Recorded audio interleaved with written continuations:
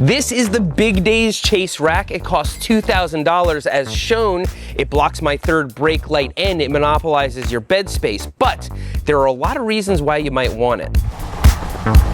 First of all, what is this? Well, it's a rack system for bicycles that goes inside your truck bed, keeps all the bikes in here, and that's kind of good if you're going off-roading or you're towing and you need your hitch space back there.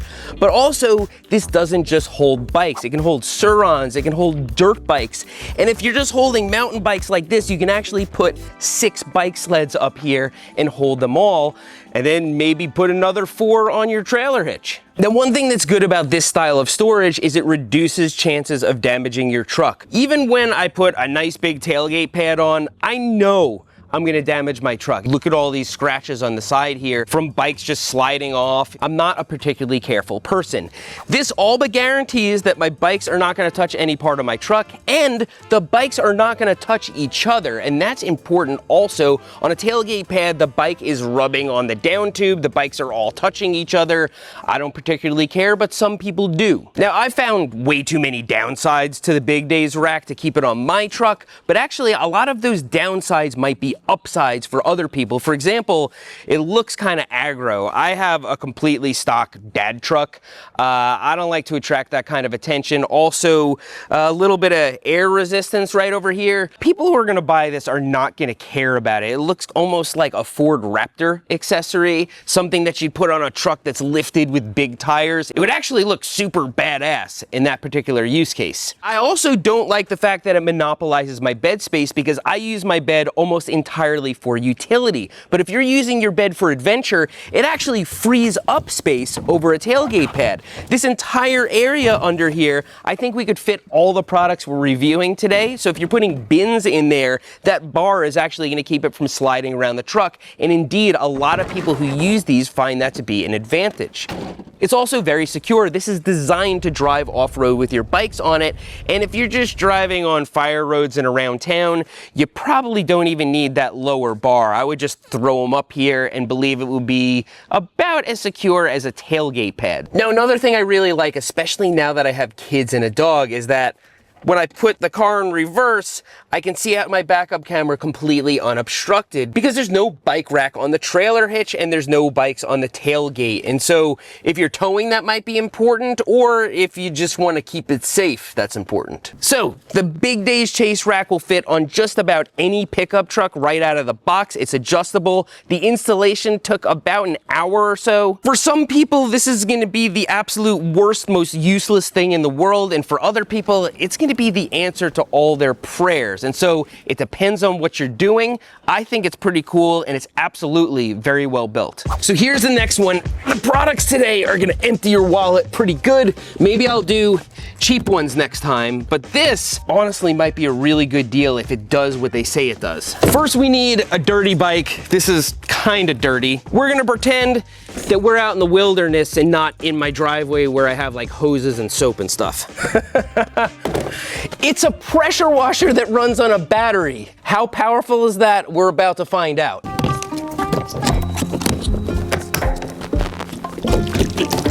Ah.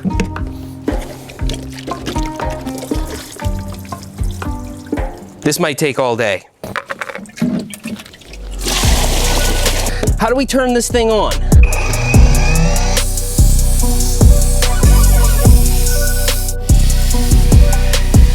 This might change my life because not only could I use this for my bike, but I could use it for the decks in my house that I have to like drag a hose and electrical cord through to use my pressure washer on. Now it does seem to have pretty good pressure, but not so much so where it's gonna just tear your bike apart. Let me see if I can get all this dirty stuff off the bottom here.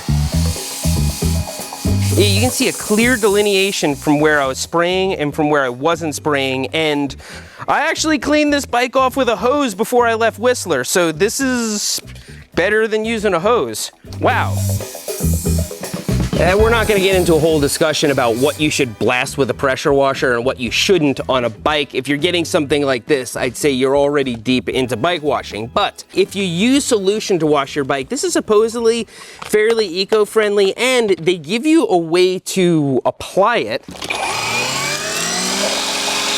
Oh, whoa! Oh, There's an old episode of Gumby, if any of you guys remember it, and he comes out of the shower, the water stops working, and he looks exactly like that. I wash my bike with soap about once a year. Unless I'm restoring a bike, I don't use soap. And so this is not a feature I would use, but you can't say that's not soaped up.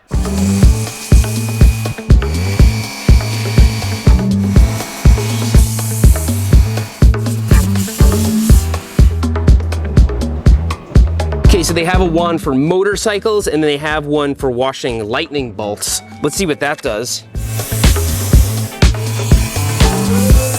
Ah, okay, I see. The lightning bolt is an adjustable lance, so you can go from a wide spray to like a, you know.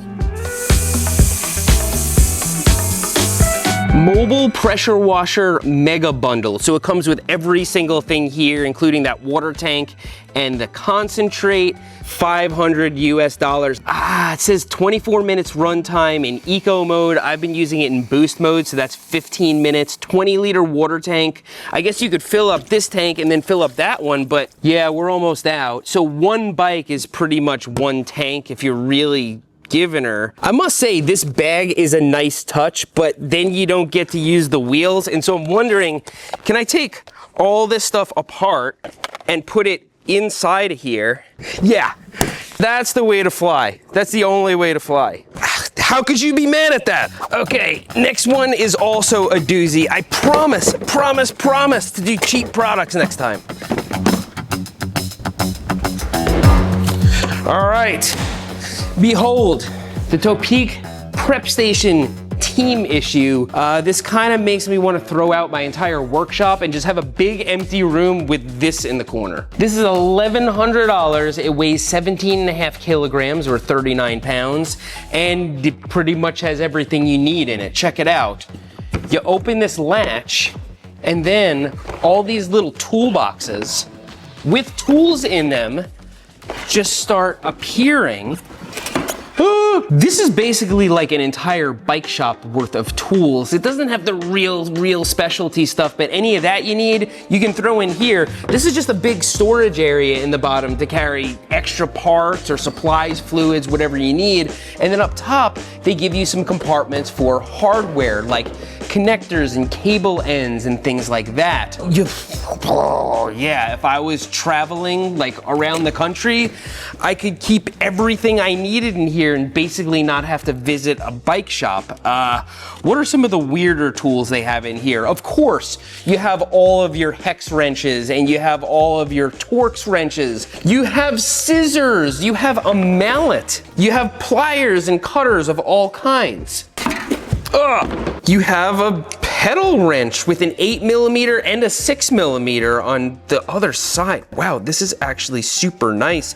They even included a bottle opener. What else do we have here? A dummy hub? Nicest cassette tool ever. A shock pump, a magnetic tool tray, a mallet, a nut setter, and a half-round rasp. Ooh, okay. Found a little issue.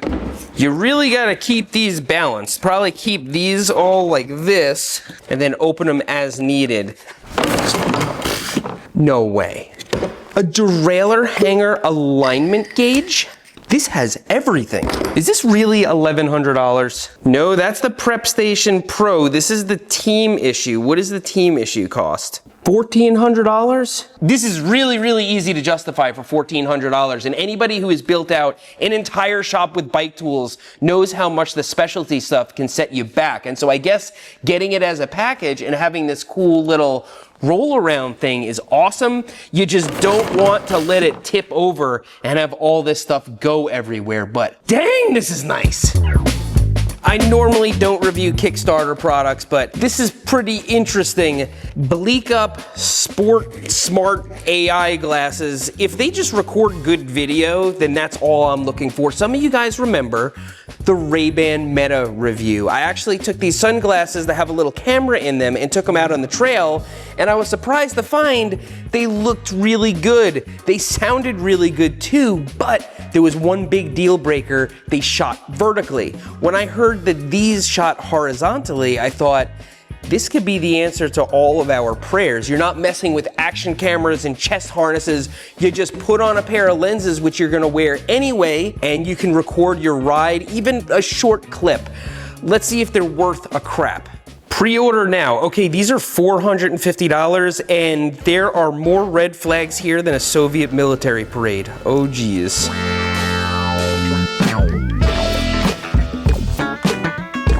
These are really, really light, and actually, I think the optics are really good. These better be good. Okay, let's get to the red flags I was talking about here. So first of all, funded on Kickstarter, that's always a big red flag, but it doesn't necessarily mean there's anything wrong with them. But all the mountain bike footage on their website is like clearly not from these glasses. It's photoshopped. Actually, this particular shot, which is completely photoshopped, has an Insta360 sticker on the handlebars. And so they probably took one of these Insta360 athletes that's actually sponsored and took a shot from their Insta360 camera and put it on their website. Yeah, that's not good. AI editing. There's a million apps out there that do AI editing. That's not a feature of the glasses. That's dumb. I'm only interested in how the camera works. Let's see if it's any good. Are these even on? How do I turn these on? Okay, there's like a little squeeze button over here. I can't get these things to turn on. These were charged like 5 days ago. Did they just lose all their charge? Okay, let's see what this does for us. All right, they're plugged in. The Ray-Ban Metas, they go in this little charge case, and so every time I take them out, even if they've been there for like 3 months, just sitting in a hot car, they always have battery. These ones apparently self-destruct if you don't always have them plugged in. I had them fully charged before I left for Whistler, and that was like 2 weeks ago, not even. So actually, it comes with this little power bank. Apparently, you can plug them in while you're using them and attach this to the back of your helmet. So I think we could use these right now. There's like a little extended battery pack. So it fits onto here magnetically. And then this straps onto the back of my helmet. Charging. Charging in. Charging. Charging in. Charging. Can you hear that? Charging Oh, just like the Ray-Ban Metas, they have speakers. The speakers in the Metas sound amazing. These ones are like really loud and tinny. And it keeps saying charging, charging end, charging, charging end as it like connects and disconnects. Charging. Okay, let's get in a run and all will be forgiven if the footage looks amazing. All right, let's play some music and see what it sounds like. They don't sound that good. They don't sound, the Ray-Ban Metas were like astonishingly good. Okay, so I think I pressed this once. It took a picture. Okay, if I hold it, okay, now I see a blinking between my eyes, and so I think it's recording. Let's see if it looks better than the Ray-Ban Metas, because it costs $100 more.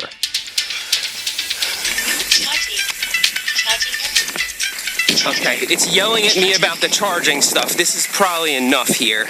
Charging. Charging in. Oh, the entire time I'm using these, they're yelling at me, charging, charging ends. Oh, okay, can I get this little thing off? Let's open up the Bleak Up app. They actually connect more reliably than a GoPro, but that's not saying much. Oh, okay. This is promising. It's horizontal. Like, that's the big complaint I had about the Ray-Ban Metas. Doesn't look particularly wide. Audio doesn't sound that bad, but it's hard to tell. The thing with something like this is a firmware update can do a lot. Like, a software update can change so many of these things. The video quality is not that bad. It's really not. And as I said, the lenses are pretty good. They're not polarized, but you don't necessarily need that. And they're lightweight, and they're really comfortable, more comfortable than the Ray-Bans. But they got the field of view wrong. You can't mountain bike with these. For road cycling, yeah, they would be fine because you're trying to see the motorist that did something wrong and you're gonna capture that. You can see the other riders, but there's no way you're gonna watch first-person mountain biking that was shot from these. And that's a pretty seductive feature, right? Like, I'm like, oh, I can put these on and now I have my action camera. If somebody would just make them with a wide enough field of view, it'd be good, but you can't see the handlebars, you just see the tip of the front tire. It's very similar problem as the Ray-Bans, only they're $100 more. So it's true that Ray-Ban Metas are not designed for cycling, and these are actually cycling appropriate lenses, but being that the Metas cost $100 less and they do everything better than these, aside from the fact that these shoot horizontal, but that's not viable because of the field of view, things are looking pretty bleak for Bleak Up. I've got that charging end stuck in my head. Next thing is in the trunk here. And actually, you could probably put this in a van. That's probably who it's made for. The KitWorks gearbox. I think it was $289, and then you have to buy all sorts of dividers and stuff. So figure in $350 for a tote. You could just get a big Rubbermaid bin at Lowe's, but this offers a lot more for somebody who wants one for keeps. You're gonna keep this for the rest of your life. It's even got a lifetime warranty. It's weatherproof and it's collapsible. You can see this lid over here. Rain is gonna come off the sides. Even if you leave it outside, it's gonna be okay, and all your gear is gonna stay dry. Now, you can customize it to no end. You can even put stuff on the lid over here with Velcro. And then on the inside, you can set up the dividers however you want. I have a spare kids helmet in here and a toe strap. I labeled this one kids. I have my water bottles and filters over here. I have shoes over here. I keep my pads over here. I've got tools. I've got a helmet. This is for somebody like Alexander who lives in a van part-time and wants to keep all their stuff good. And if you want to stack stuff on top of it, it's actually rated for 250 pounds, which a Rubbermaid tote, probably not so much. Now, I've seen kind of other options like this on Amazon for like 60 bucks. They're nowhere near as nice. You're not gonna die with it. This, I think, would last 50 or 60 years, no problem. Another good thing about these rubberized totes is they're not gonna damage anything in your vehicle. So if you're camping or you're in a van or something like that, you can just push this up against the wall, put other stuff against it, and everything's gonna be pretty kosher. The question is that super duper important to you? I'm gonna use this. My wife has a tote like this in the back of her truck. It's a piece of garbage compared to this. I kind of want to get another one for her. As I get older, I get sick and tired of buying a whole bunch of little cheap pieces of crap that don't work, and I just want to get one that just works perfectly and is going to last forever. And more, I can actually justify stuff like this, but I get it. You're a broke college kid, get a Rubbermaid bin and you're gonna be able to do the same thing with it. It's just not gonna be as organized. Like, I don't know what to tell you. As you get older, your priorities change. This thing is pretty cool. Still pretty hard for me to justify the price. I feel like if it was 150 or 200 bucks for everything and it came with the dividers, I would say it's a really good buy. This is gonna be really steep even for somebody who needs it. So that's what I'm here for. Every once in a while, you gotta clean out your wallet, right? But next time, we're gonna be doing cheap stuff. I hope that Charging in. Charging in. goodbye.